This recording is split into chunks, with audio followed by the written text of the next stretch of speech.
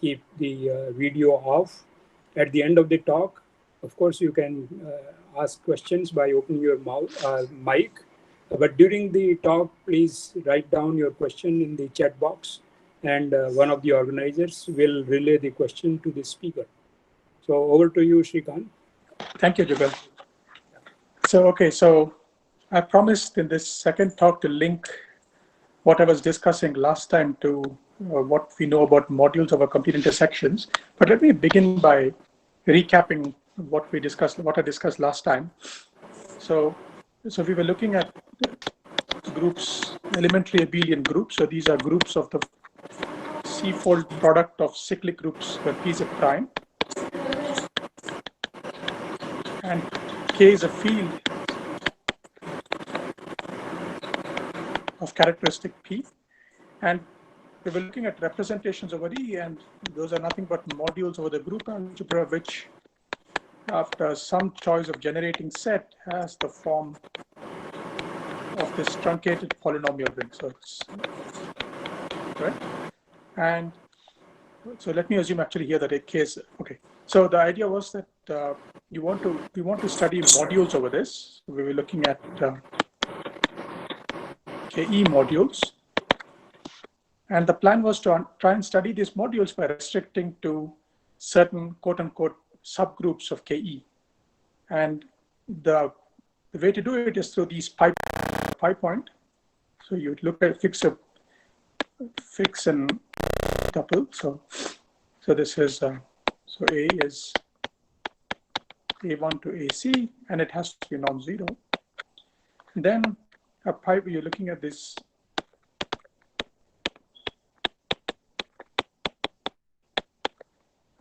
map of K algebras from here to KE, defined by sending T to the linear culmination of the TIs.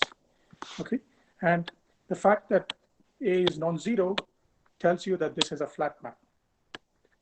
So a flat map of K algebras, and I denoted the restriction of M to this is M viewed as a module. So let me think of it as M restricted to KT over T to the P. So you're viewing it as a module over this simple ring KT over T to the P. So really the data, when you restrict M to this, the data that you have is you have a vector space with a linear operator, which is P nilpotent, that the operator is given by the action of T. And as I explained last time, it's easy to detect the structure of M over this ring is quite simple. This is, we know the indecomposable modules here, and there's simple tests for projectivity. And the idea was then to define the variety, the rank variety of E of M was those points in a fine space, of course, non-zero, such that when you restrict M to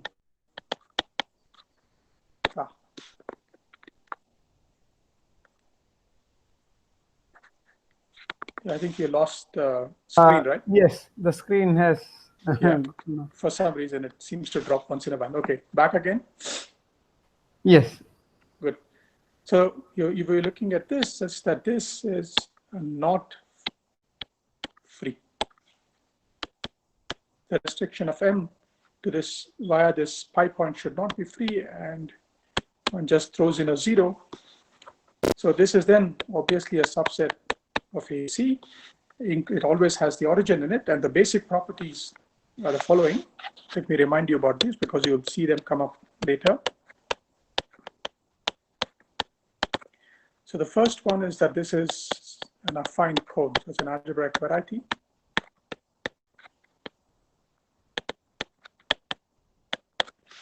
And this is actually not so hard to see because this is being free or not is a determinantal condition, as I explained last time.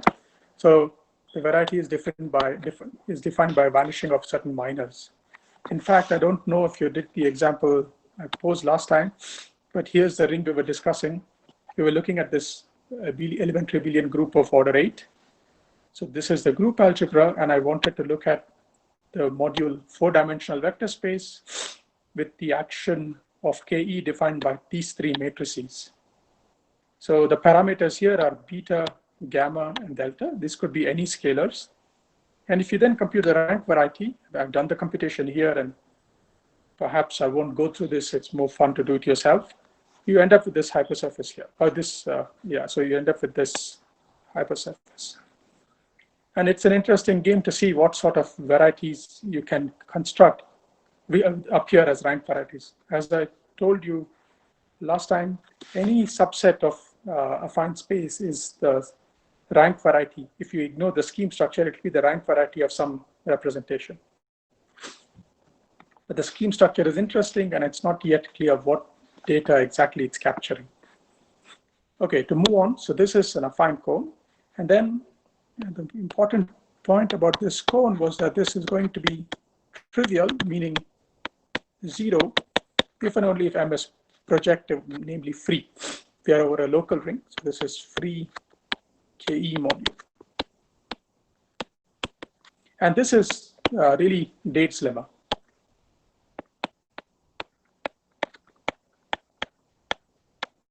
Okay, and in fact, there's a generalization of this, and this speaks to something that Jugal asked about, namely, we also know what the dimension of this variety is. It's something called the complexity. More generally, the dimension of the variety is what's called the complexity of M, which tells you how fast the minimal resolution of M is as a KE module.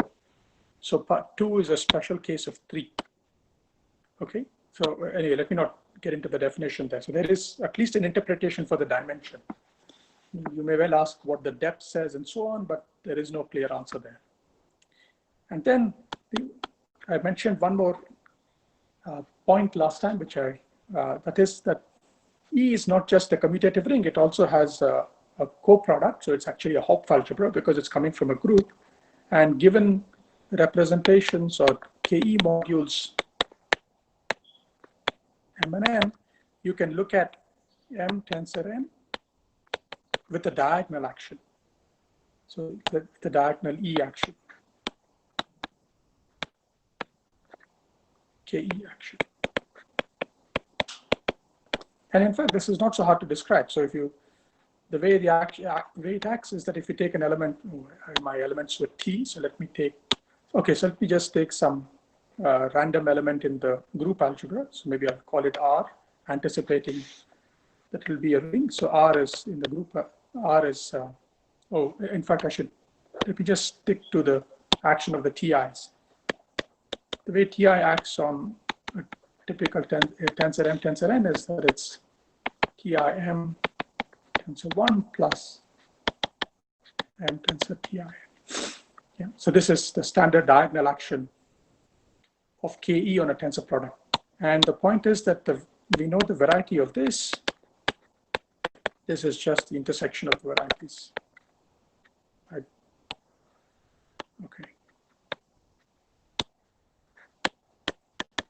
So this is M intersect the variety of M. Okay. Now, if you combine 2 and 4, you end up with the following interesting conclusion. So as a corollary of 2 and 4, what you get is that the tensor product of two representations has the trivial variety, namely it is free as a KE module, if and only if the intersection is trivial.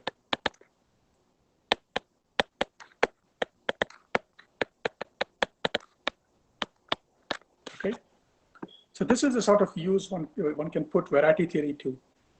So it tells you, for example, when a tensor product of representations is a trivial representation. It can happen that M and N are non-trivial, but the tensor product is, and this is telling you exactly when that happens. Okay, so let me not go on too much more about the properties of the rank variety for elementary abelian groups. I do want to get on to complete intersections, but I should at least say the following. I don't want to leave you with the impression that these rank varieties are only good for elementary abelian groups. If you take any finite group,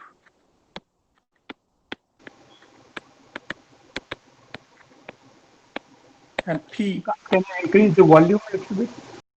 Oh, really? Oh, is it too low?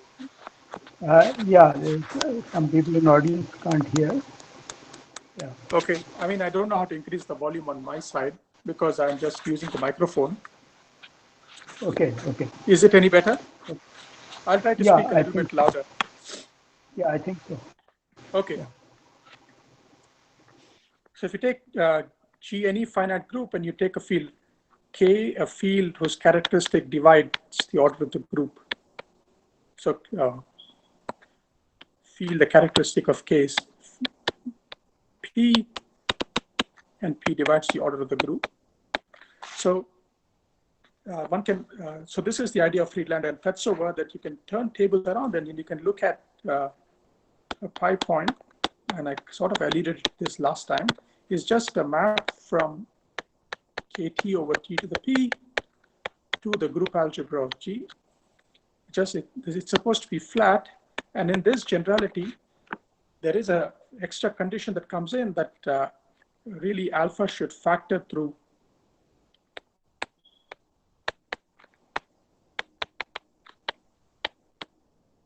k of, say, E, where E is an elementary abelian.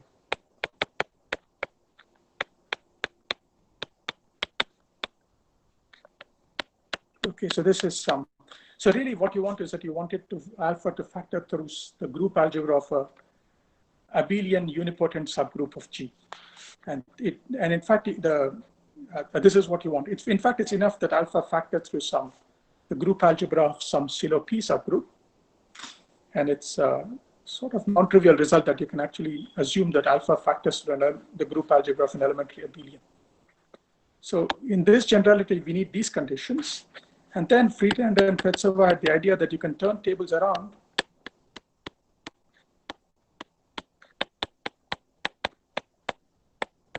and look at the family of pi points and define a topology on it. See, at this generality, there is no simple structure for pi points like in the case of elementary abelian, but that you can topologize. So you can define an equivalence, a suitable equivalent relation on pi points.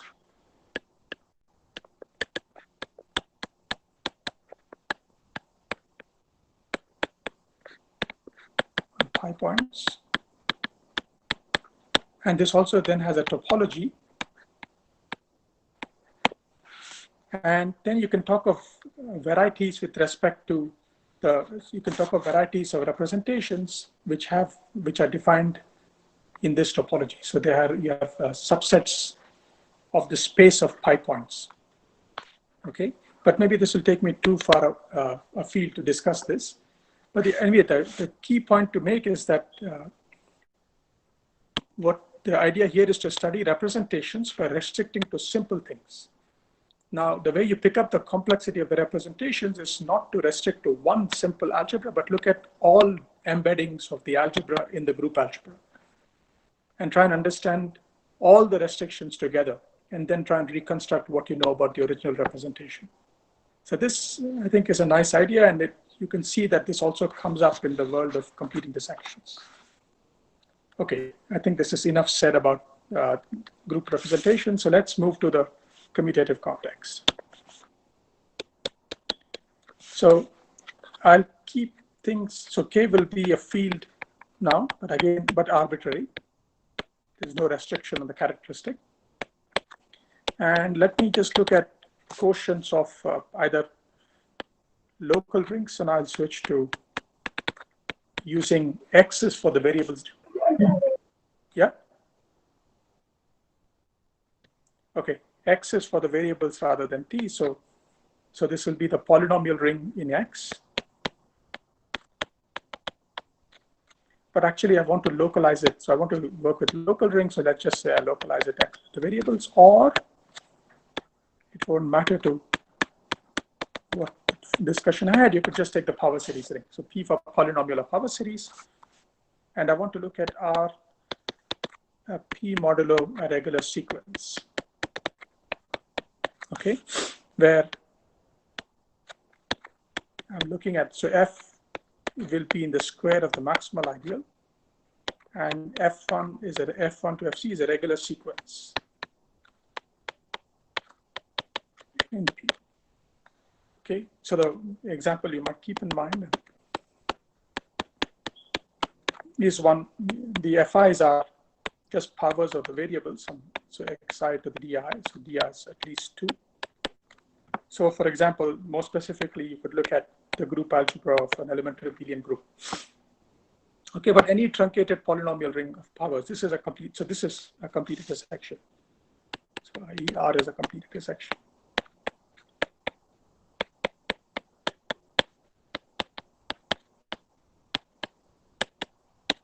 And we are interested in finitely generated R modules.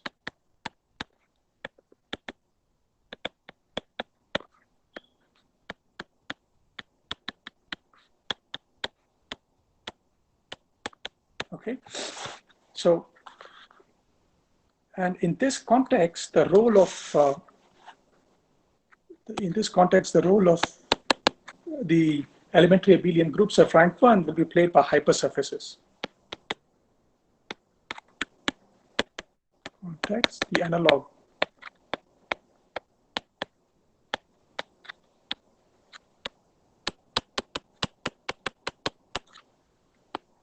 Is the case.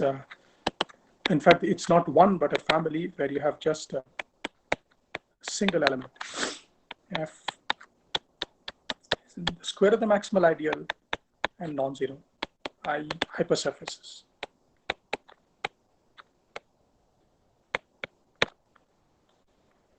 So these are, of course, a lot more. So let me talk about hypersurfaces for a bit. These are a lot more complicated than this ring here, kt over t to the p, but in some coarse way, they are not much more complicated. So hypersurfaces. So as I said, I'm looking at the case where R is P mod F. Okay, so F is just one element, a non-zero element. So let me speak to this context for a little while. So here the situation, as I said, is a lot more complicated than, so mod R is more complicated.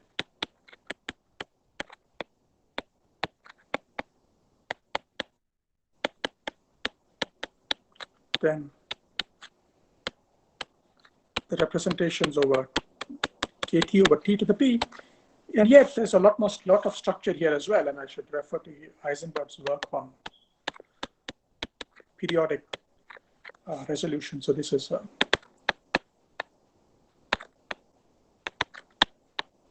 so modules over this have eventually periodic resolutions. Okay, so at least, although the structure is quite complicated, there is a lot more structure that one can use. And I want to focus on testing when a module has finite projective dimension. So let's look at mod R. And it doesn't make sense to talk of just free modules. The right generality here is that to look at when the projective dimension is finite, but PD would mean the projective dimension.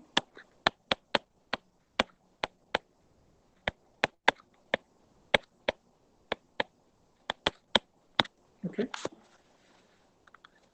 So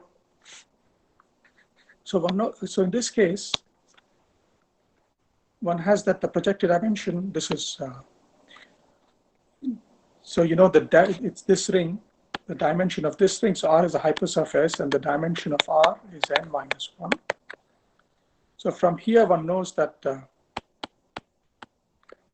projective dimension of M is finite if and only if you look at the n minus first star. In fact, if you look at Km, this is 0 for I equal to n, equivalently for some I. I mean, in fact, you can take any I, but I want to focus on I equal to n here, and for a specific reason. And the point is that if you now look at, I want to compute this star by looking at a minimal resolution of K. And this is where it becomes important that we are working over hypersurfaces. So the minimal resolution of K has the form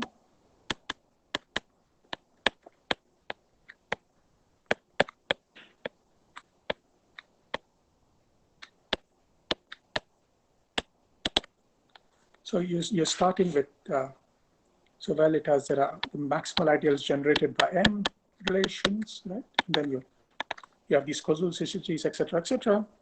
And then it stabilizes, so you get the periodic part of the resolution, and you get free modules of rank 2 to the n minus 1. And here, and this is given by a matrix A and a matrix B, 2 to the n minus 1. And this is in degree n minus 1. So what we're interested in, okay, what we're interested in is cohomology in this degree here, degree n. Now A and B are just square matrices, so these A and B, and this again, it's periodic, so this is what you get. A and B are matrices of size 2 to the n minus 1 over R. So for n, which is what we're interested in if you want to just know whether M has finite projective dimension or not, is the homology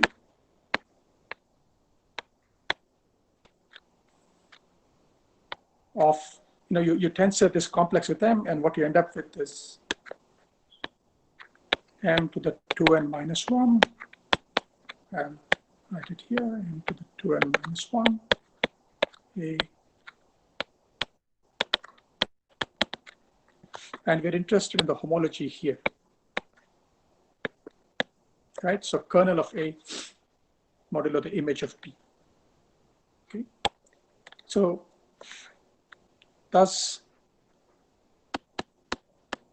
M, the projected dimension of M is finite if and only if the image of B is precisely equal to the kernel of A.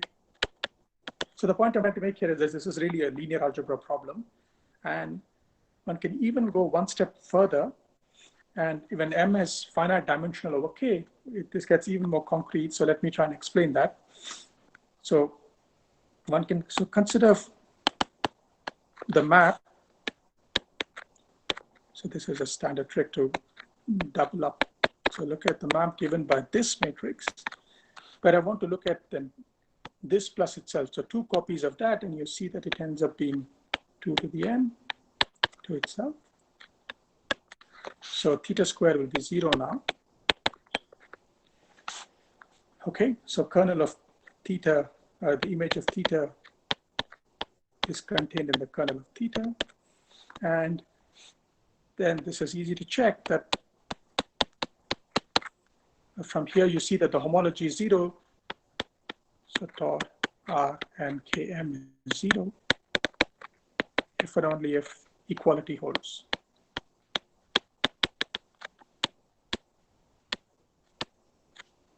Here, all right? Now suppose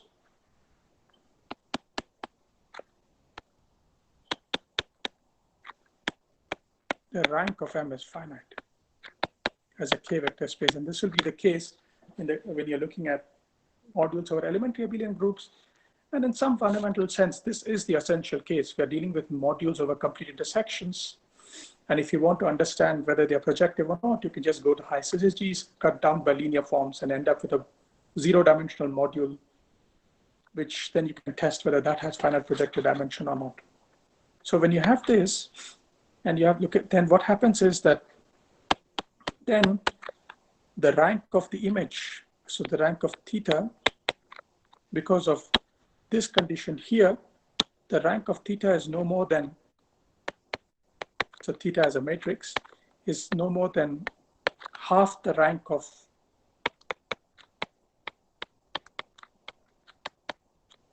this, which is of course 2 to the n minus 1 rank M.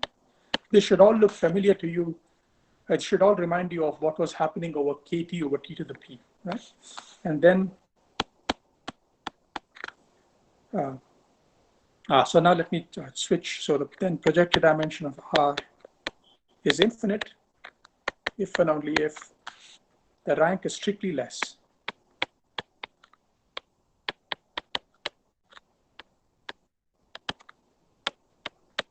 Rank of Kn, which is of course if and only if these certain minors of this matrix, let me call the matrix, so 2 to the n minus 1, rank of M, this should be 0. I.e., once again, you end up with some determinantal relations.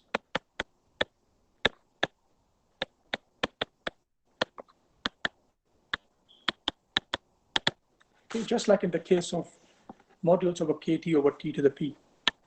There is another interesting aspect here that it's worth mentioning.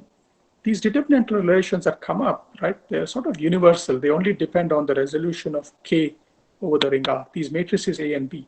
Of course, theta changes depend on how the A acts on M, on the action on M. Of course, it should, but somehow these are universal relations. All right. So anyway, I went to this long digression about modules over hypersurfaces to make the point that detecting when something has infinite projected dimension is a determinantal condition. Okay, with this background, we can now go to a general complete intersections. Let's say this is support sets over complete intersections. So now back to the context where you have a power series at a polynomial ring, modulo a regular sequence of length C. Okay, so it should be non-trivial, so C is bigger than 1. Now for any, so M will be an R module, finitely generated. Now, if you take any point in a affine space, again throw a 0, you can look at the hypersurface. So you can look at the hypersurface, which is, let me call it F, which is AIFI. So it's a linear combination of the FIs. So obviously, this is in the ideal generated by the Fs. And let me call P of A the hypersurface defined by this. Okay, and there is of course a map to R, a quotient map. And let me call this beta. So beta A is a map from a hypersurface defined by this tuple in a affine space to R. And then as usual, beta star upper star M is M viewed as a module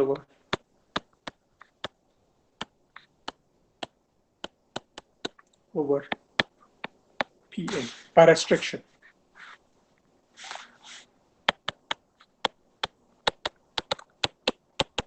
Okay, and now this definition should come as no surprise. It's the way I built it up, the support set of M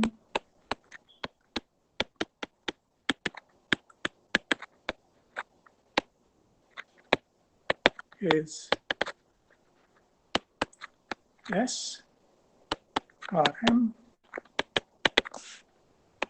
looking at points in a affine space, of course non-zero, such that the projected dimension, now of course over the hypersurface of, when you restrict M to that, this is not finite. So you want this to be infinite. And once again, you have to throw in 0. So looking at all directions where the projected dimension of M stays infinite. Okay. So what are the key properties here? So the key properties,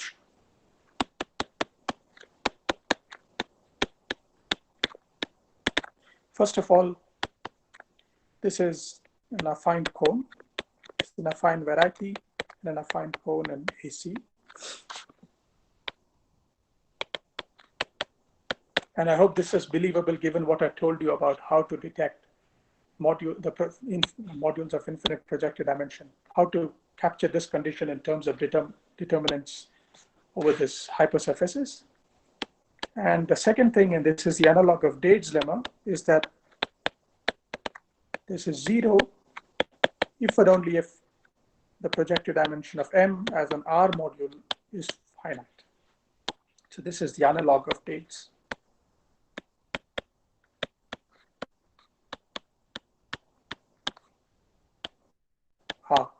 I realize now, at some point I should make the assumption that K is algebraically closed. Otherwise, so let me make the assumption here.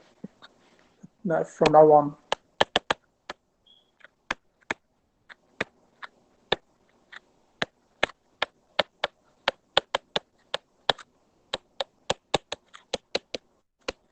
okay. So this is the analog of dates lemma, and then, well, and once again, there is an interpretation for what the dimension of this is. As an affine variety, this is again the complexity of M. Just telling you something about the growth of the free resolution of M as an R module. So I guess I've lost you again. Yeah. That's fine. Complexity of M. Okay. So this is completely in parallel with what is happening with modules over these elementary abelian groups. Now, in this generality, there is no tensor product theorem because there is not a tensor product over K. But what we have is the following result, and that if you take two finitely generated R modules, then so the X between M and N is 0 for all I large enough, if and only if the varieties intersect trivially.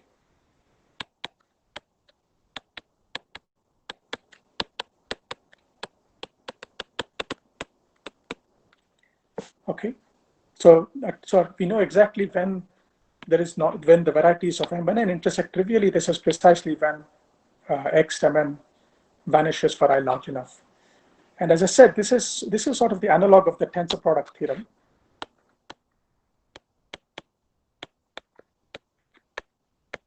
Of the tensor product theorem from the world of group representations.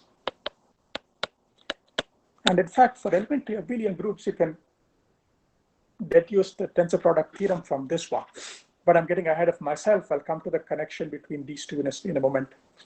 By the way, maybe I missed this, but I should say that everything I'm describing now is really work of Avramov in a paper from 1989, and I'll put the reference on. I have the reference on this notes, and also Avram and Buchweitz in a paper a few years later. Okay. Now, so I can go on for a bit, but let me now link this to what we discussed about group representations. So this is the next part. So the connection with group representation. So back to the case where you're looking at the group algebra of a finite group.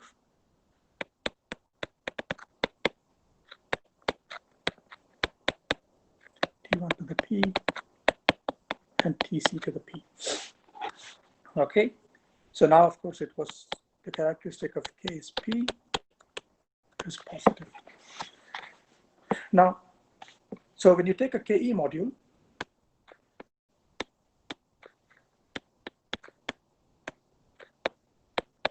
there are two varieties you can associate to it, namely the rank variety of Carlson and the support set of M, which is also a variety that was introduced by Avramov. So let me write it as K to emphasize that it's coming from this. Yeah. There is a question from Professor Kaushik. What if N is equal to K? Where is N? In the previous. Yeah. So if N equal to K, you recover the second statement, right?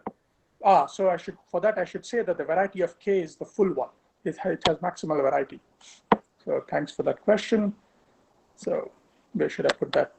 I should add it here. The variety of K is all of affine space.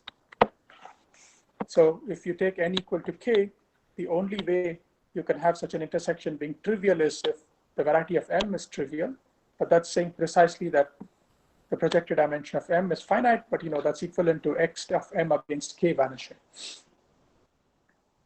And remember that we are over a complete intersection, so finite projected dimension and finite injected dimension are the same. And that also reminds me that I've missed saying something here, which is worth mentioning. So let me just use the opportunity to say this. Namely, as a consequence of, so notice that this side is symmetric in M and N. So as a corollary of 4, you get that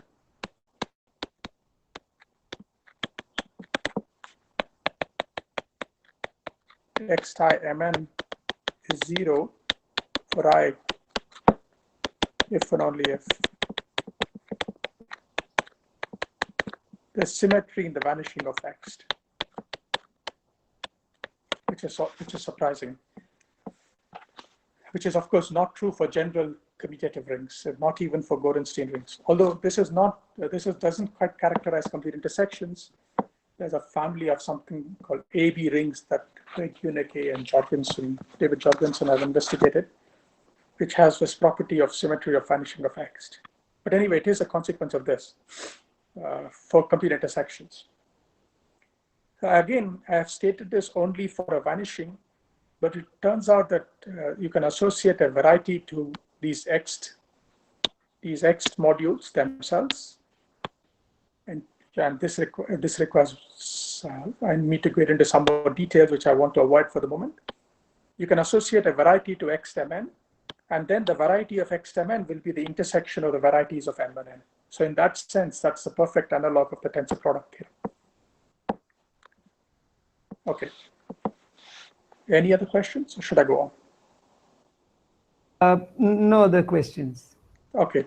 So anyway, thank you for that. It reminded me to bring up this symmetry in the vanishing effect, which is important and interesting.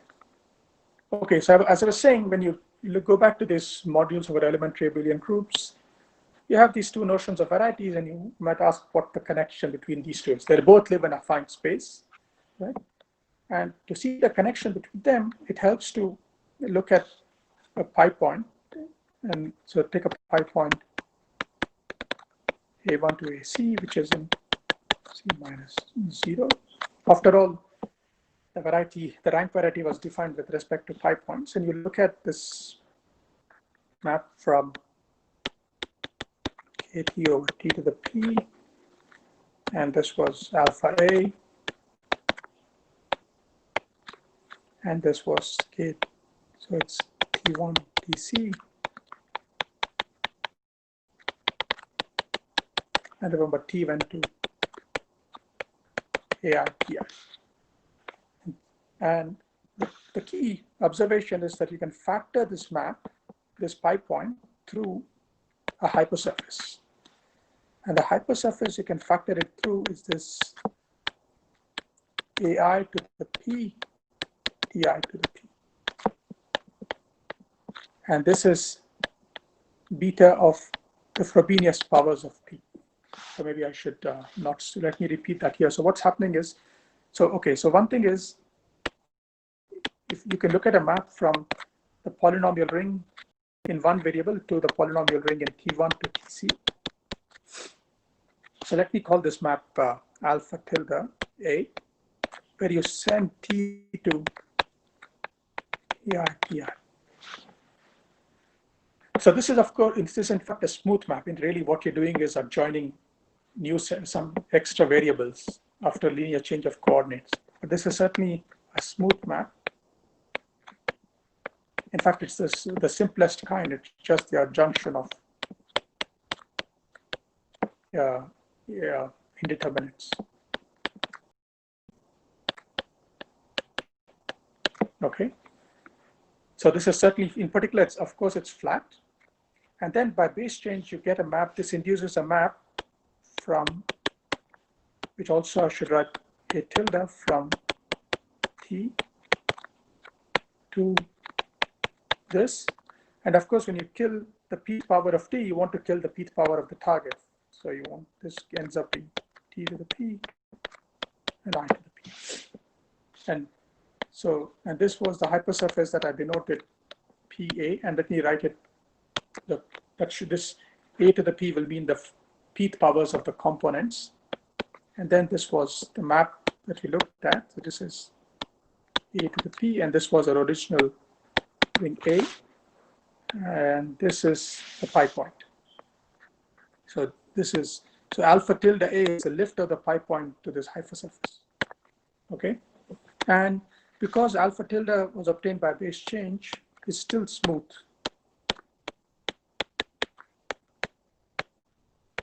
It's still just an adjunction of indeterminate. So what this tells you is that if you take a KE module M, this is some general homological algebra, alpha A, so when you restrict M to KE or KT to the T to the P, so this is finite projective dimension, i.e. free. I lost you again. Yeah. Back? Yes. Good. So this is free if and only if, okay.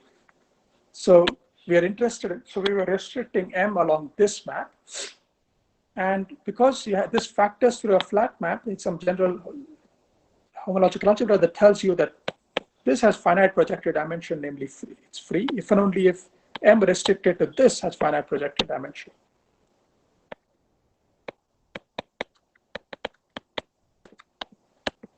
Has finite projective dimension.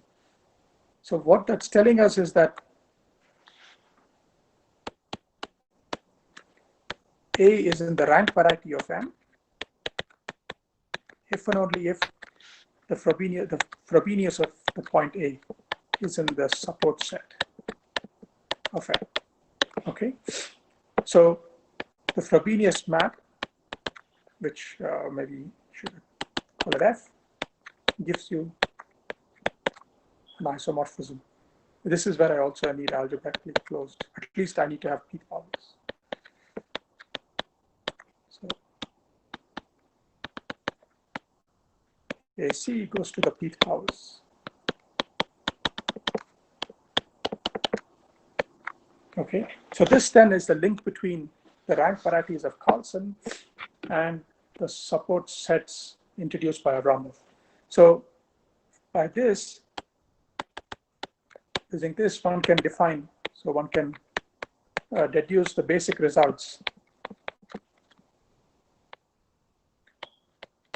Many of the results we discussed, in fact, everything I discussed, many of the results we discussed, except the tensor product theorem, which takes a bit more work,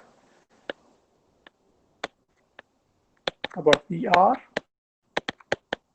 from the corresponding results.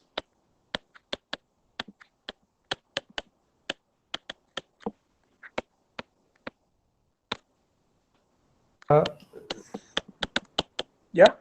Yeah. Is K perfect? There's a question from Kamran. I'm using K algebraically closed. That's what I said earlier. Okay. Yeah, but I just need to have enough pth roots. But otherwise, anyway, the rank variety or the support sets don't detect projectivity or finite projective dimension unless K is algebraically closed. I made the hypothesis here. You see, so you can see that this list that I wrote down here of properties of the support sets immediately translate to the corresponding results about rank varieties. In particular, this Dade's lemma, which is sort of the original proof is sort of, at least for me, mysterious. It uses some quite intricate linear algebra, becomes just a statement about the support sets, which for me anyway are easier to absorb. So this is the connection between rank varieties and support sets. I should not leave you with the impression that everything about elementary abelian groups can be understood from the perspective of support sets. For example, as I said, there are tensor products for the representations over elementary abelian groups, and then there are results specific to that context. But nevertheless, this is a useful perspective. And there are two further points I wanted to make here.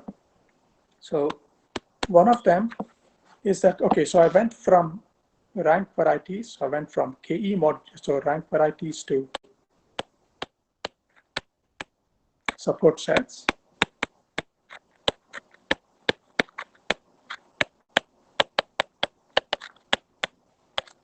Okay, in fact, to get more information from these support sets, you want to link it to something called cohomological varieties. And at least I should give a quick indication of how this works.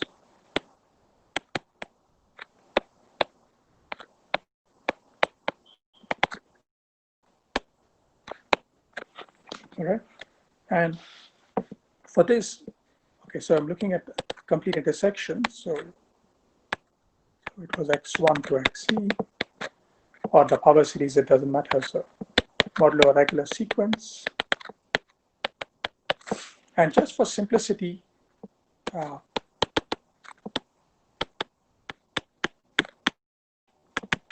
me assume that the relations are actually, there are no quadrics among them. So this is a complete intersection, and I want to ensure that it's strictly complete intersection, not just a polynomial ring. Let me assume that it's there are no quadric relation among them. So then what happens? Oh, this was not C but N. It's an n embedding dimension n, codimension C. And the impact of this hypothesis is that the X algebra of the ring as a K algebra, this becomes just a tensor of exterior algebra on a vector space of rank 1, of rank n in degree 1, tensor the symmetric algebra on a vector space of rank C. So this will be in degree 1.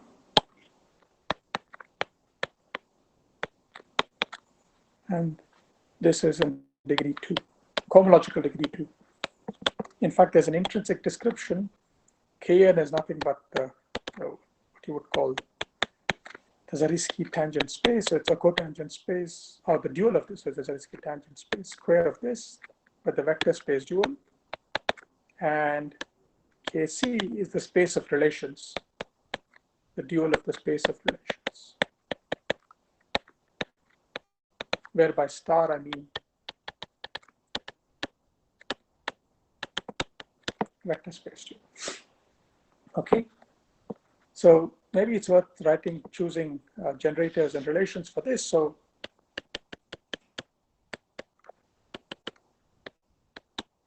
is going to be an exterior algebra on certain elements. Maybe I'll call them eta 1 to eta n. So this is sort of the nilpotent part. Tensor the polynomial ring in chi 1 to chi c, which are sort of the Eisenberg-Gullikson operators.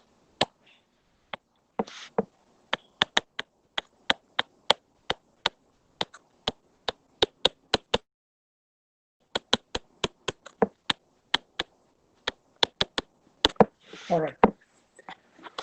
So now let's go back to this generic as a hypersurface we're looking at for any. There we go again.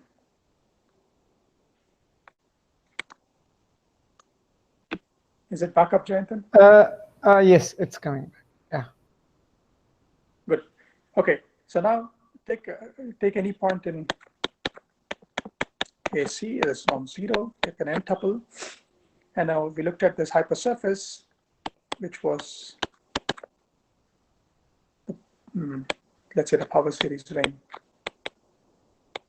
modulo the linear combination of the FIs, and there was this map beta A to R. So this induces a map from X star KK to X KK. It's a map of K algebras. Okay, and in fact, it's going to be a surjective map in this context. And this one is also, this is also a complete intersection, the hypersurface. So this also is of the form some In fact, it will be the same eta1 to eta n because the Zariski tangent spaces agree here. So it's eta n, hence it's one element chi. And you can look at, and let me call this map beta star. So let me define, so associated to this, so let me define the kernel of this to be P of A, which is the kernel of beta star A, but let me take the radical. Okay, so this is a map of K algebras. And if you factor out the nilpotents on this side, so if you factor out this exterior algebra on this side, you're left with a polynomial, right? So this radical is a prime ideal. So you know this is essentially a commutative ring. So it's a graded commutative ring, but the non-commutativity or the graded commutativity is coming from this nilpotent part. So you can sort of ignore this. So this is a prime ideal. That's a homogeneous prime ideal.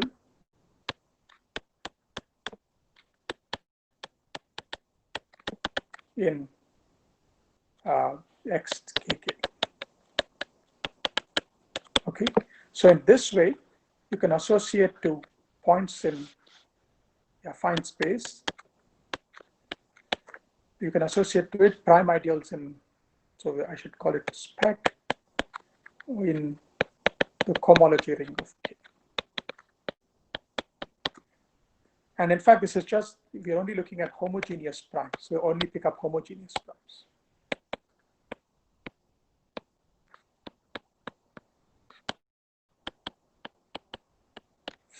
So really, I'm looking at Proj, but I also want to throw in the irrelevant maximal ideal. So the vertex of the cone. So you get this. And remember, I assume that it's algebraically closed. So it is really a homeomorphism onto the it's really, if you look at the level of Proj, it's really a homeomorphism. So what you can do is you can look at now, so sitting inside here was the support set of a module that we defined. And what you pick up on this side is the support, what's called the cohomological variety. So I'm no longer decorating this V here. And what is this? So if you take any module, then X becomes a module over, is in fact a finitely generated module over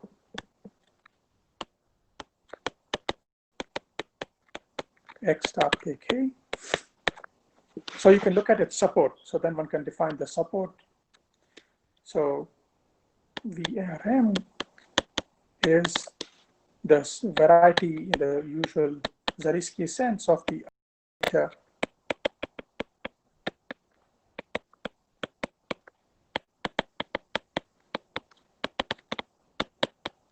this. So you get a close, so you get something, so you get a subset of the homogeneous spectrum of the cohomology ring, and this is the cohomological variety of M.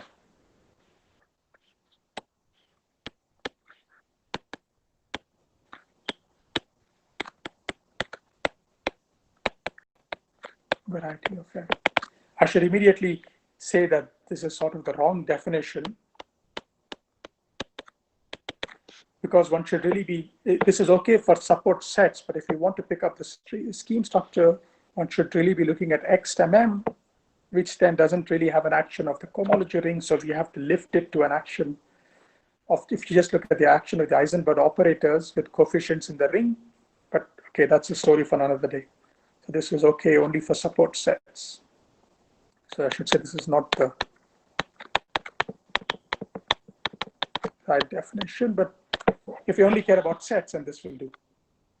So these support sets are defined purely linear algebraically, so to speak, are connected to this cohomologically defined varieties. So this is one connection that this connection sort of also tells you why you might expect the dimension of these support sets to reflect properties of the minimal resolution of M, because after all, that is what is involved in computing the action of XKK on XMK. So this is one connection one other perspective on these support varieties. Another one, which is also important and which I'll only hint at here, is that so we can go from modules over. So we're looking at so R was kx1 to xn. So it was this complete intersection. So one can go from modules over ring to sheaves over, roughly speaking, sheaves. Sheaves with differentials, but sheaves over projective C minus 1 space, where C is the codimension of this complete intersection. Okay. And then the variety theory on this sense, so the support sets that we have on here, the analog of the support sets is the analog of supports of sheaves, the classical usual support.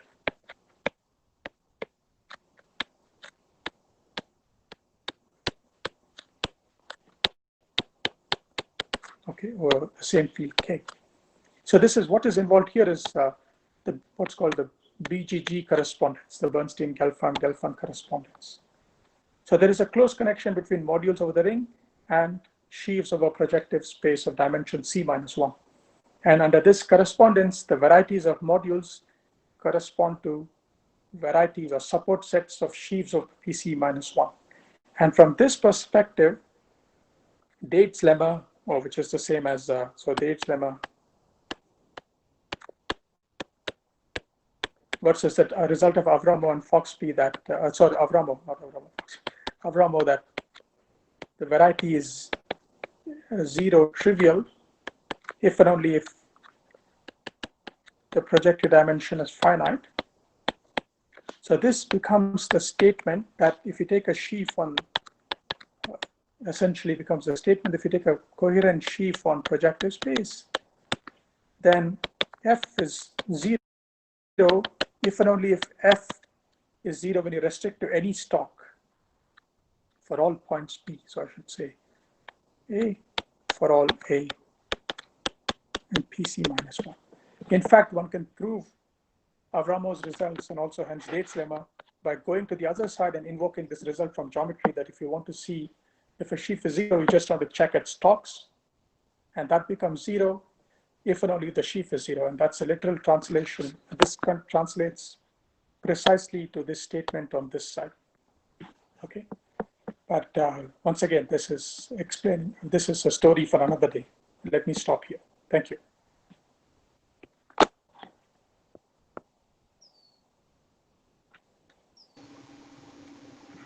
Okay, are there any questions? People can unmute their mic and ask question directly.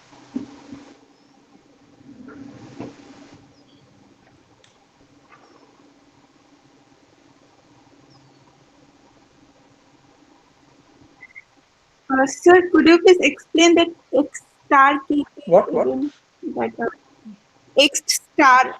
So what I was using here was that. What? So first of all, what is the definition of X star K? Okay, hang on. If you look at this, I mean, there are various ways. I want to look at it. So one knows, of course, what each X star is. These are the X groups, right, against K. And if you look at the entire collection of these, this becomes, now this is just a graded vector space. So this is what I meant by X star M. Oh, okay, I lost you again. So this is what I meant by X star M, and you need a composition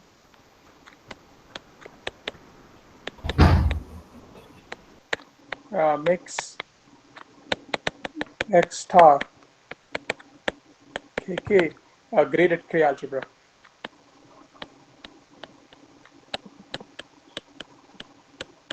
Okay, and X star MK a module over it, a left module over it.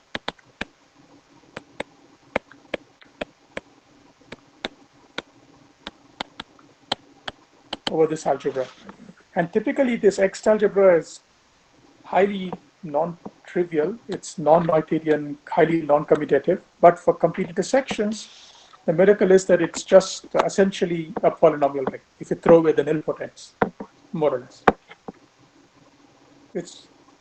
It has a large center anyway. So that's what is happening. That's what's special about complete intersections.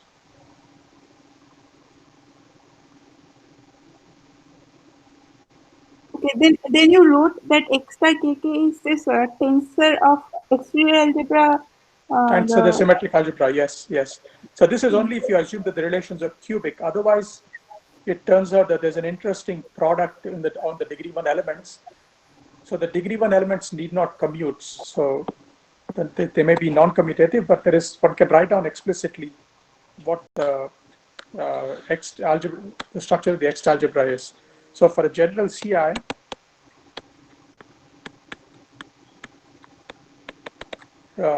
sitting inside the X algebra are these Kulikson-Eisenberg operators. So this is the usual polynomial ring where the variables are all in degree 2, and this is finite as a module over it, finite free.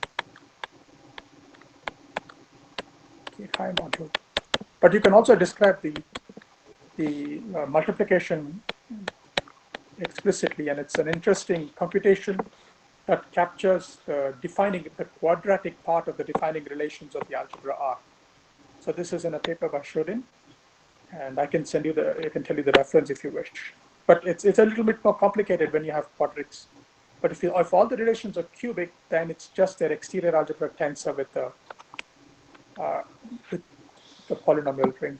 So in fact, this is an issue already in the world of group algebra. So if you look at, it's instructive to look at the case kx over x squared, in which case the X algebra is a polynomial ring in degree 1.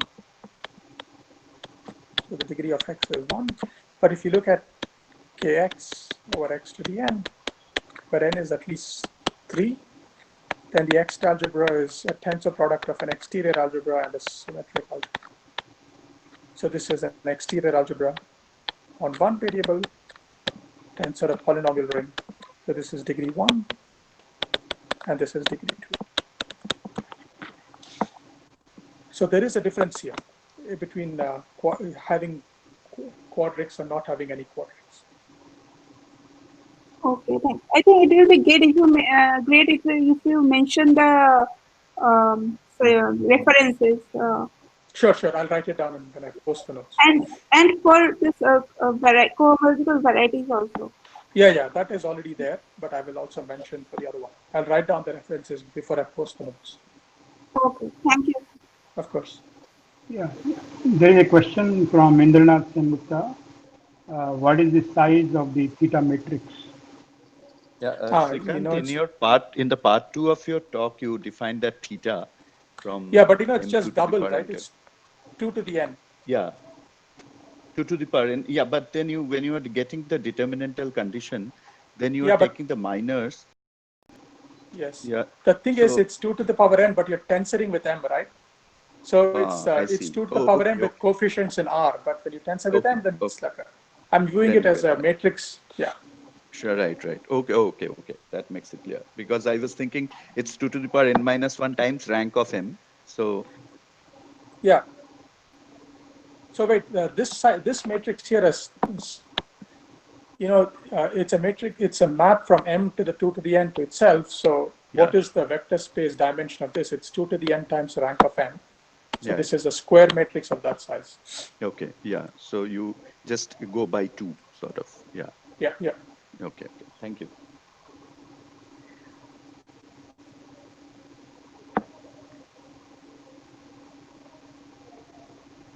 Okay, so is there a similar theory for